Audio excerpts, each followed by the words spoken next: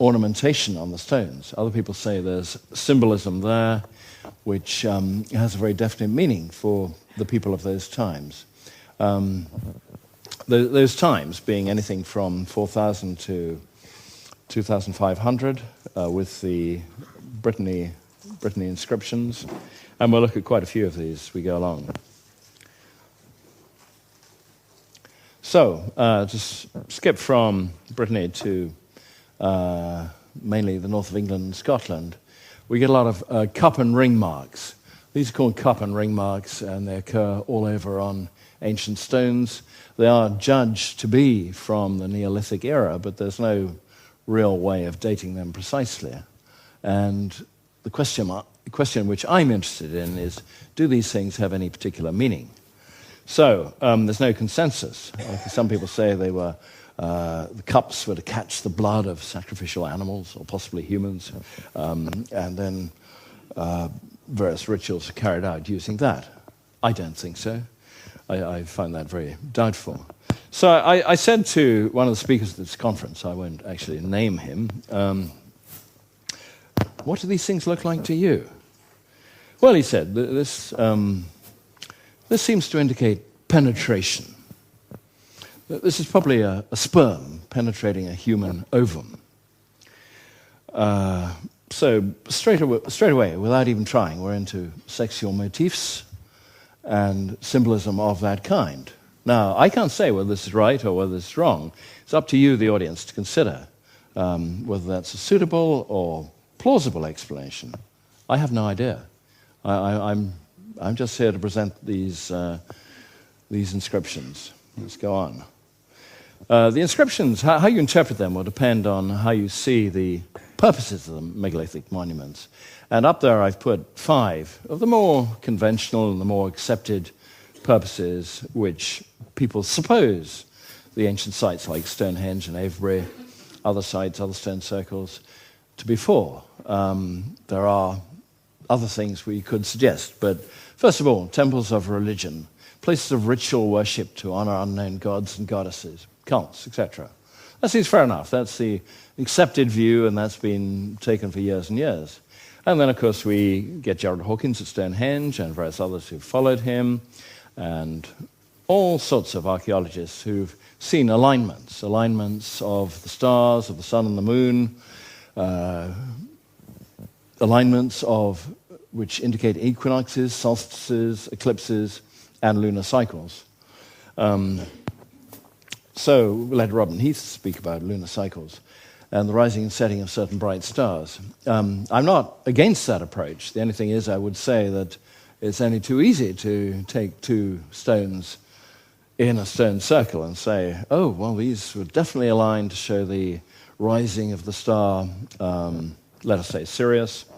The star Sirius rises at exactly that angle. This is what this stone circle was all about. Well, you have an awful lot of scope there and an awful lot of bright stars. In fact, there are roughly 21st magnitude bright stars. And so maybe, but maybe not. Also, some people think that the monuments were for the cult of the dead. Great kings and warriors were buried at these places. The monuments are set up to honor them, to venerate the dead, possibly. And other people say they were gathering places for the tribes, celebrate birth and death, rites of passage, seasons and fertility, victory over enemies, with music and dance, etc., etc. This is fine.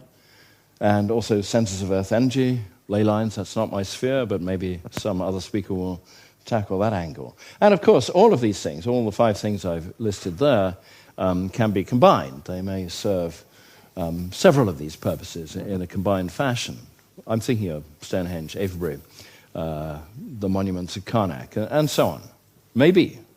And of course, if you ask an astronomer, he'll come up with an astronomical explanation. If you ask a lawyer, he'll say, these places are probably courts of law, and so on and so on.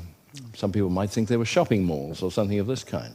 I don't know. It's up to you. And there's no definite answers ever going to come from this, but the interpretation of the carvings will depend on what you think these places were used for and the purpose they were built for. Okay, we've got a lot of sculptures here from the Dew Cave in Fife in Scotland. Possibly we can interpret quite a few of these drawings. We can certainly see some kind of a creature up there. We can see some birds there, possibly a goose, and some other bird with a long tail. And then an awful lot of marks and squiggles, which probably had pretty definite meanings to whoever put it there. I think a lot of these motifs get repeated again and again. And quite frankly, we have no clear idea of exactly what they are. Here are some more cup and ring marks.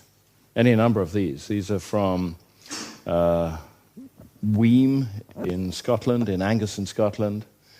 More and more cup and ring marks. What are these things? Are these, are they all penetrations and sperm and so on? Or are they just prehistoric doodles? Graffiti, which someone got up to. It's a question we should all think about, but what the answer is, I really can't tell you. Okay, and more. Here are cup and ring marks. These are mostly from Scotland and the north of England, all of them carved on rocks. There are many different forms. In particular, you seem to get a lot of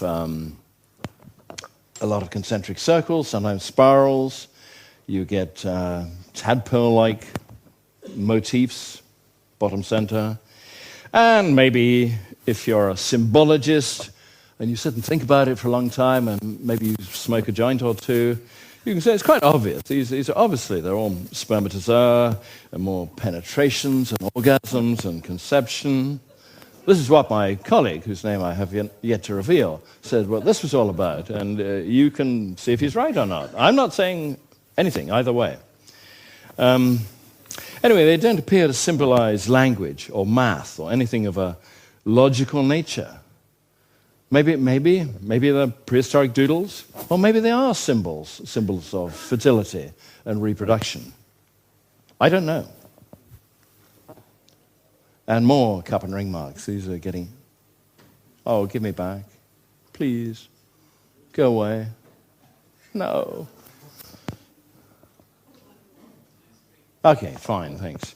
Okay, these are more cup and ring marks at Ochnabrach in Argyllshire. They're wonderful things, and they're a wonderful thing to contemplate, maybe with a wee dram of scotch in a glass, or maybe if you prepare yourself a special pipe and puff away, you might actually get to what these are about. I don't know. I mean, if we're talking about spermatozoa and things like that kind, I'm not aware that the ancients had high-powered microscopes and even knew that such things existed. Can't see them with the naked eye.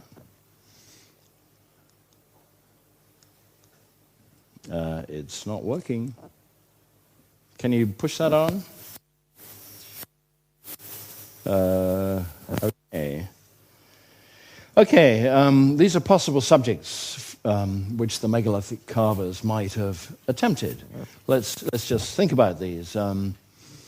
You're sitting in the middle of Salisbury Plain, and maybe you've put up a few megaliths and menhirs and things. And what is really going to take your attention? What turns you on? What are you thinking about? Yeah, the sun and the moon. The sun and the moon are distinctly obvious, and so what you built and what you created might have representations of the sun and the moon, maybe even the stars and the planets, maybe even star maps. And then, of course, if you're carving on the rocks, somewhere or other, surely you will put a representation of a person, a figure of a person, and you will put animals. You would have bison, deer, horses, maybe dogs, I don't know. We're right back here. We're 3,000 BC or 2,500 BC. These are the things you're likely to carve. We see a certain amount of these. We don't see an awful lot of these. We saw some birds. You do occasionally get fishes. And you do also get implements, primitive implements or specialized implements, which we'll come to in just a bit. And maybe the carvers would make depictions of actual megaliths, such as the stone circles, or the barrows, and other monuments, other constructions which they'd undertaken. But then, of course, a lot of people will tell you, and I don't say they're wrong, there are symbols, tokens, characters which are abstract in form and have some definite meaning to the carver, but probably not to you or me. If we visited a Stone Age tribe in, say, Brazil or Papua New Guinea, they might have artifacts which were used for some purpose of which we have no idea and for which we have no equivalent. And I'm suggesting that is probably the case. Likewise, their language, their symbols, their priorities, and their interests may be something which is completely unknown to us. And therefore, we're going to put our own interpretation on what we see, and very often that interpretation is entirely wrong. We shall explore this field now. Here are some more sculptures from Jonathan's Cave in Fife. You see, we see birds, we see animals. I'm not sure if that's a horse or a dog, not quite sure what that is. And what are these things? Are these pharaons? There's a fish at the end there. We can see various recognizable objects. Nevertheless, people who are heavily into symbols are not content with that, and they write long books about every inscription or every symbol you see here and give it a particular meaning. I have one such book here called Mythology and Symbols, Symbols of Goddess and Fertility. So, no, you might have thought that was a bird or a fish or a snake. No, it's a symbol of fertility or a goddess, and there are endless suggestions. This author, who's called Mehmet Atez, he's Turkish, he sees almost everything in terms of fertility symbols. So this is a sperm, this is conception, this is gestation in the womb, this is birth. And there are a long procession of symbols which are interpreted as phalluses, snakes, ovaries, goddess figures, uteruses, and so on, pages and pages. How he knows, I don't know. Most of them look absolutely nothing like what you'd expect. And more cup and ring marks. This is getting more and more of these. I'm going to have to go away from these because I have no explanations. Maybe they are just graffiti. Maybe they have a very definite and precise meaning. I can't tell. It's a mystery, it's a puzzle. And some believe they know because they are the experts. They are the experts. Here's an example which I've shamelessly lifted from John Michel's book, Megalithomania. I'm trying to get... Oh, go away. Can I get back to where I was? Okay, that's where I want to be. Okay, these are the Runamo runes. These two patterns down the bottom here are what were known as the Runamo runes. They're still there if you want to go and see them. And there's this famous rock in Runamo in Sweden. And for centuries it was held to have extensive inscriptions etched on it in an ancient unknown script. I shall just carry on regardless. The expedition, so Icelandic rune professor Finn Magnusson led an expedition which was funded by the Danish Royal Society in 1833 to examine the famous rock. And they went there and they set up a camp and they peered. They spent all summer peering at these strange runes on the mark, on the rock. And they made accurate and detailed copies of the markings. And then Magnusson set about translating them. And a year later, he published his final version. Have I lost sound? His final version in the Royal Society's proceeding. And this was a complete sensation. The inscriptions read from right to left. They prove to consist of 5 poems in an ancient meter called the Fornærd Islag. It celebrated the victory of King Harald Hildetand over King Sigurd Ring. Magnusson had identified the only original account of the legendary Battle of Bravalla, and from the style of the verse, he was even able to identify the poet, a royal bard named Starkadar. Huge acclaim. Everyone said, what a great guy this is. Isn't this fantastic? At last, the mysterious runes have been translated. Well, however, a few years later, Magnusson's triumph was spoilt by Swedish geologists who made a different interpretation. The Runamo inscription was made up of natural lines and cracks in the rock surface.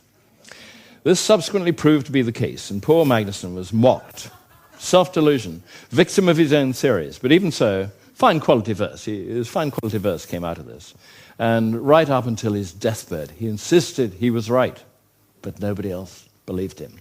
So let that be a warning to people who translate strange markings on prehistoric rocks. Okay, are we... That's not mine. No, that's not my dolmen. That's somebody else's dolmen. Let me have mine back.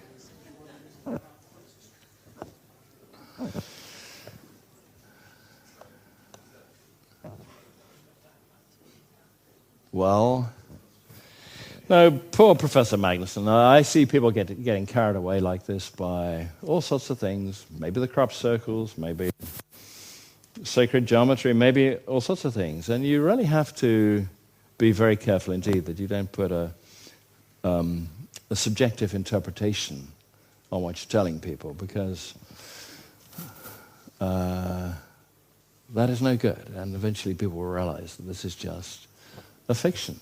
It's just imagination. What chance do we have? Everybody has their own paradigm of reality. Oh, you're right. You're absolutely right. Of course they do. Everybody's view of whatever it is going to be subjective. Yeah, but some people manage to take a lot of people with them. And if you don't put it forward, people won't hear it. No, I'm not suggesting you don't put it forward. But you better take the people with you, because a lot of people will let you fall by the wayside if they don't believe what you're saying. And Sig, I'm sure you have a very good lecture coming up tomorrow, which I shall listen to with great enthusiasm. I'm not trying to rubbish it in advance. I'm just pointing out the pitfalls. Some people go way over the top. Some people come out with bizarre and extraordinary theories. And like the Runama runes you saw there was a famous crop circle cipher, which is known as the Milk Hill script. This is something which turned up in a field in Wiltshire in 1991. And for years and years, no one understood what this was. Can we go to number 15? No one understood what this was. And I put up a prize of £100. Anyone who comes up with a solution. And Professor Gerald Hawkins, who decoded Stonehenge already in astronomical terms, he had a solution. He said it's Apono Astos, which is a Latin solution, and then Michael Green had another solution in some ancient Atlantean tongue, and that's what I wanted. And eventually the solution came to me, not because I was told, and this was a man-made crop circle, and what it actually said was the lower half of the capital letters, and it read, Meaden talks shit. And I looked at it, and I saw instantly this was completely right. That's exactly what it said. I should point out that Professor Meaden was a man who studied crop circles and proposed there was something called a plasma vortex, which came down from the sky and cut out the crop circles in these elaborate patterns. Anyway, that's another story. That solution was entirely correct, and it struck one immediately. You got it. Okay, this is the Toro Stone in County Roscommon in Ireland. And it's covered with splendid Latine ornamentation from the Celtic Iron Age. You see all these wonderful twirls and spirals, and it's a very fine example. But of course, other people will say, it's not just abstract ornamentation there. This is a phallic stone. It's quite clear it's a phallic stone. Okay, maybe it is, maybe it isn't. I'm not saying anything. Anyway, let's, here's one for you, Sig. Do you recognize that? Rocky Valley Labyrinth in Cornwall. This is carved on a rock. It's definitely believed to be of a very early date, and it can't be proved. I don't think we do carbon dating on that, but there's no reason to suspect that it's not of a very early date. And Sig may touch on this particular one tomorrow when he gives his lecture. I don't know. And I defer to anything he says. Of course, there's another school of thought among the symbolists that this is in fact a representation of female genitalia. I have no opinion on that, and you must ask Sig. That's all I can say. There are many people who have these interpretations. I'm not the one to judge. And here again are stones which you will recognize. These are the Manantole stones in Cornwall. And many people again, the symbol is strongly believed. They represent the male and the female organs, and certain people, there's a certain amount of superstition still attaches to these stones, and they're thought they can promote fertility, marriageability, etc. And children pass 3 times through the whole stone, said to be cured of rickets, etc., etc. These beliefs have gone on for ages.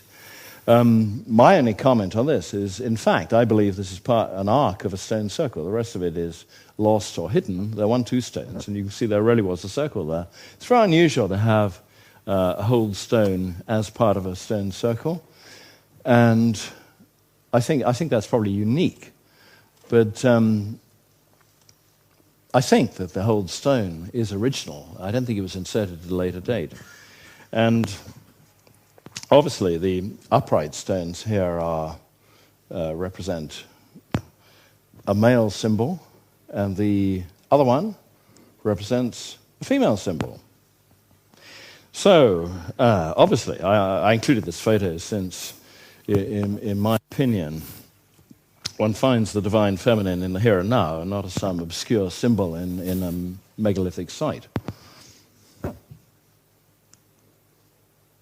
We're pursuing this theme. We'll get off this quite shortly. And this is a Phallic Men here in Brittany. And there are many like this, carved into phallic shapes, both in Brittany and in France. There's a very good one at Minions in Cornwall.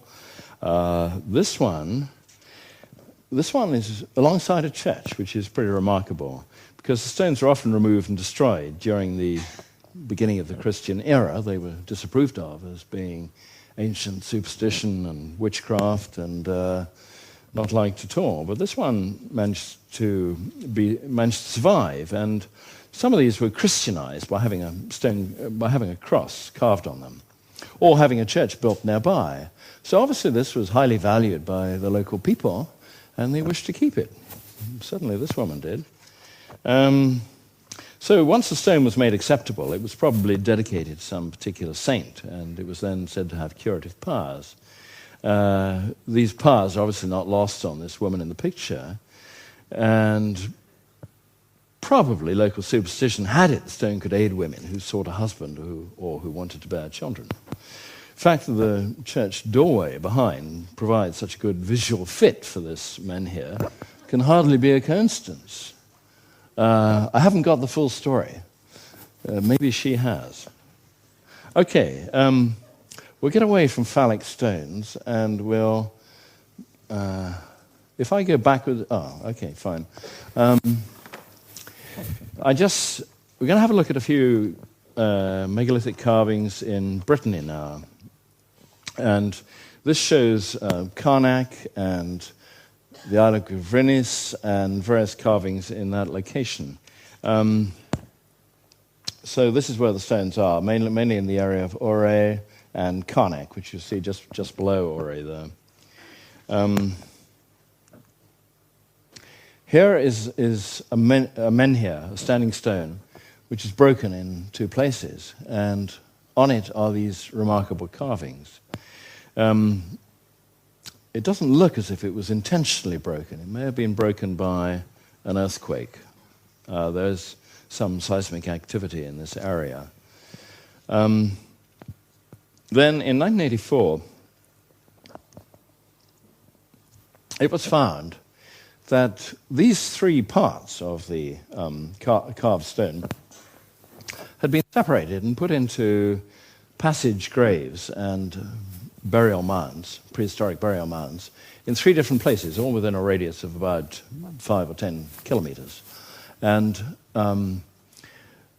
first of all, we have the Table des Marchands, which is the bottom part, which is the capstone of a great dolmen or burial mound in Loch Mariaker, and I've seen the underside of that. You go into this passage grave and you look up, and there are these remarkable carvings on the capstone. Use my pointer. But what is this? What is that? And what, for that matter, is this, which is on another part on the island of Gavrinis, also built into a huge burial mound. It's clear enough what these are. Here we have what the French would call bovidés, which are animals of the, like oxen, cattle, that kind of animal, longhorn cattle, and so on. That's quite obvious, but we have no particular knowledge what this is, or this, or indeed that. That's described as a crook. What purpose does it serve? I don't know.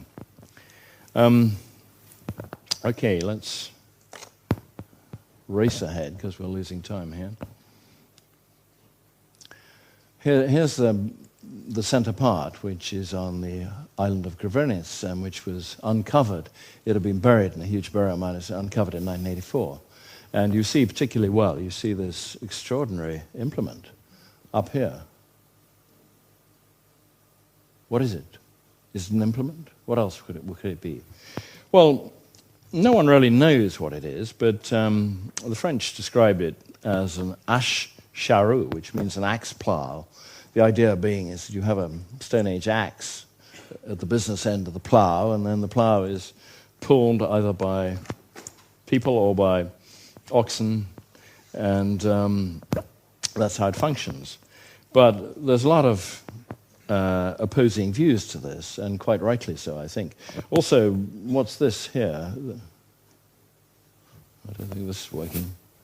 Well, this thing here, we don't know what that is. It's described as a joug. Joug meaning a yoke, maybe something to put on the oxen. But other people say it's a dowsing rod. Don't know. Okay, this motif occurs many, many times on the rocks, on the stones in Brittany. Only in Brittany, nowhere else, not in Ireland, England, anywhere else. But this part of Brittany, southern Brittany, you have these ash charrue, and you have type A, and you have type B. And it's a very consistent motif. You find it again and again. But for goodness sake, what on earth is this? Is it really a plow? Is it some kind of a saddle which you put on a horse? Maybe it's some kind of a hooker which you puff away at. I don't know. Maybe it's a boat's rudder. Does anyone in the audience recognize this thing? No? Well, archaeologists have been arguing over it for years and years, and there is no easy solution. One archaeologist who has written lately, there's another picture of the objects. One archaeologist has suggested that this was an instrument for measuring earthquakes. It's some kind of a seismometer, and you hang it up by the loop in the middle, and it's on a very sensitive balance. You balance it on a flint edge, and then if there's an earthquake, the thing will swing backwards and forwards, and it'll go on swinging for about 20 minutes. So, is this a seismometer? Is that the sort of thing which was important to them? Maybe that explains it all. I honestly can't say. There again, we have a rock, the headstone in the Table des Marchands, which has a lot of these strange markings on it. What are the markings? It's a little hard to say, but some people used to say these are croziers, which, as used by a bishop. I don't think so, not in prehistoric times, these things here. Other people say, well, they're hockey sticks, as used by girls' schools. Or maybe dowsing rods. You'll have to ask Hamish Miller about that. Other people say, well, no, they're ripe ears of corn bending over in the sun. With heavy heads full of grain, they're bent in the sun. Other people say, well, maybe they're serried lines of menhirs, standing stones, as you get at Karnak, where they're all closely together and there are just dozens and dozens of them in long rows. And, of course, the people who are into this kind of symbolism or into the sexual kind of symbolism say, oh, no, it's the mother goddess. Of course, it's always the mother goddess. And this idea is dear to idol maniacs who find religion in every stone. And why not? I mean, it's all up for grabs. You can interpret this exactly as you like. But this one, no, wait a minute, we'll leave that one out. This one is perfectly straightforward. There's no getting away from what that is. That's a pair of feet.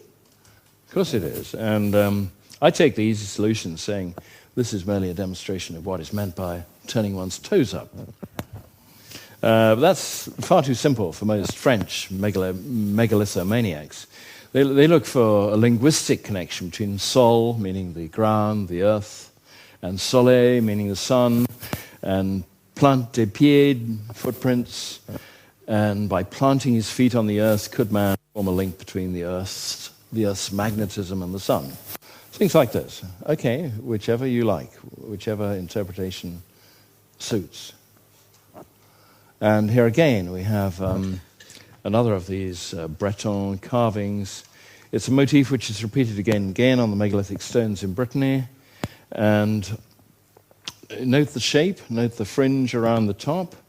And for several years it was referred to as a Breton buckler, which means a small shield, but very few people believe that's a shield.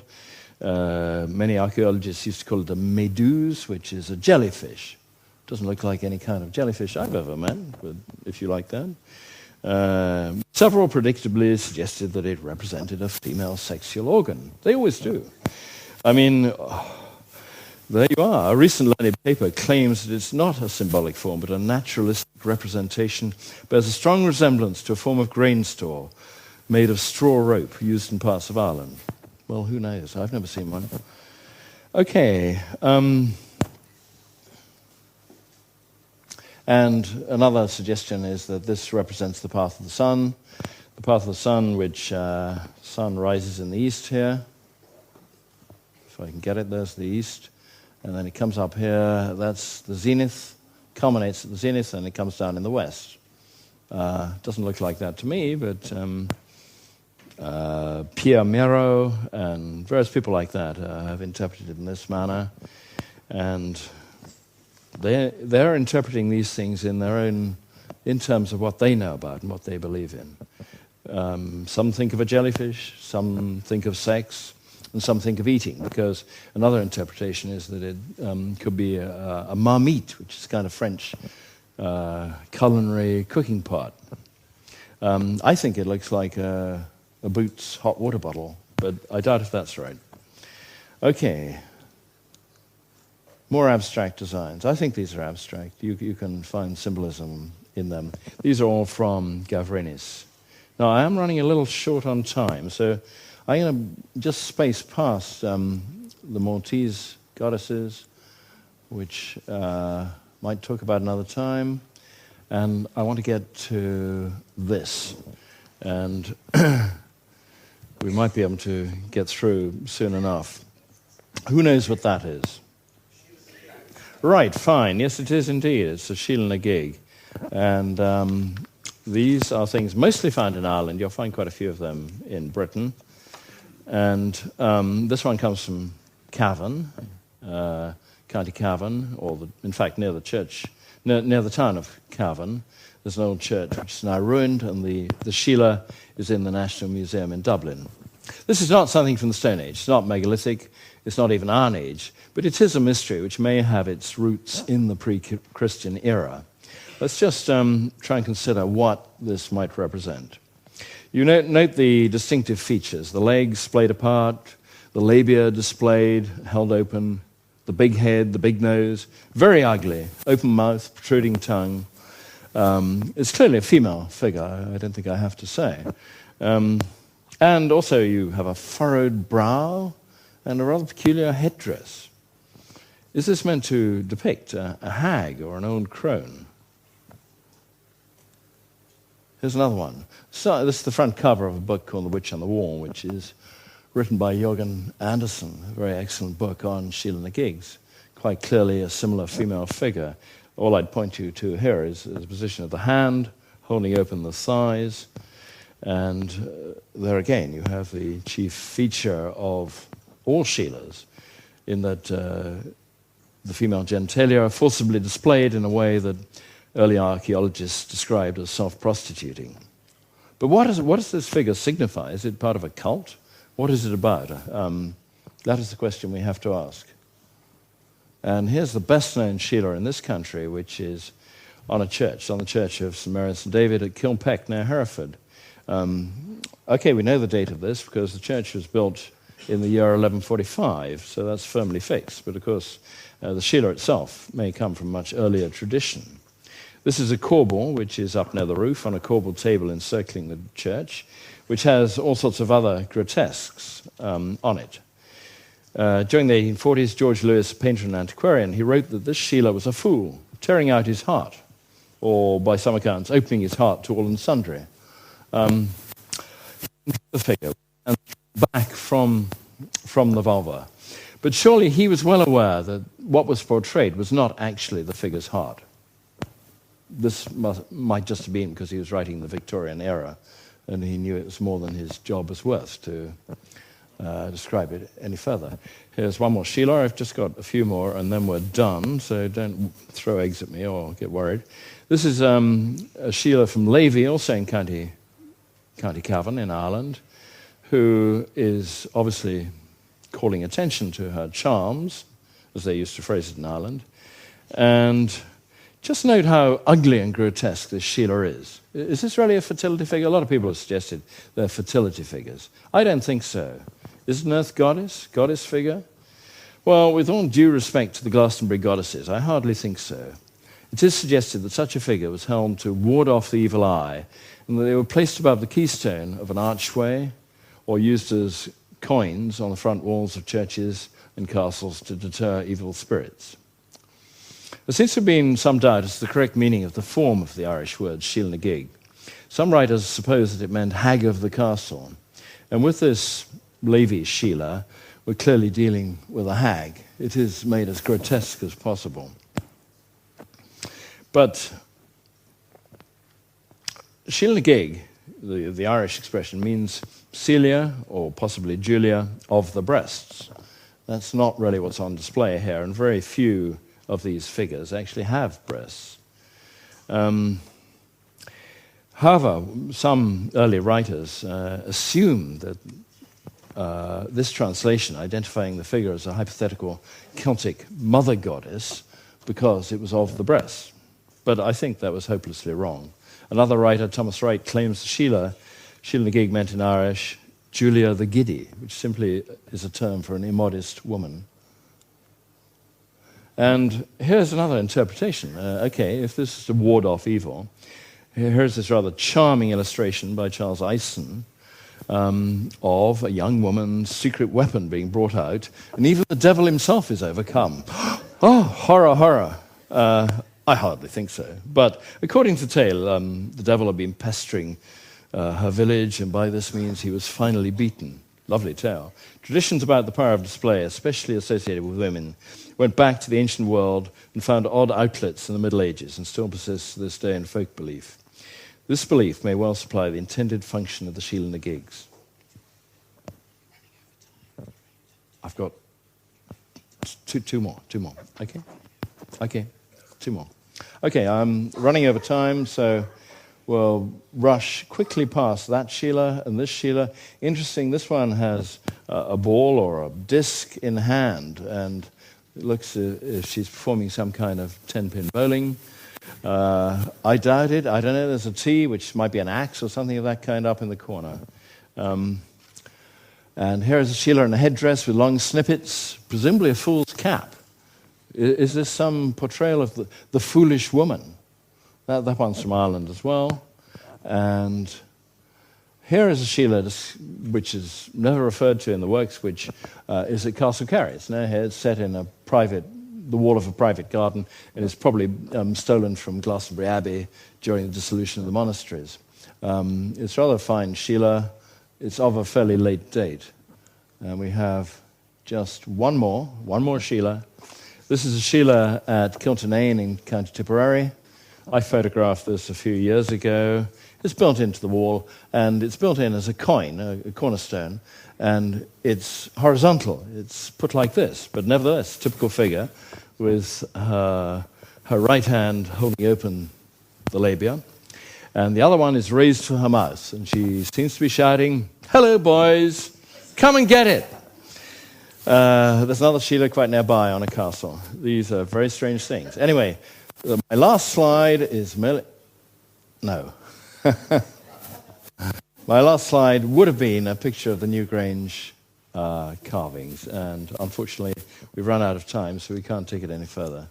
Thank you very much, ladies and gentlemen. This has been a Megalithomania audio production. For more information, visit megalithomania.co.uk.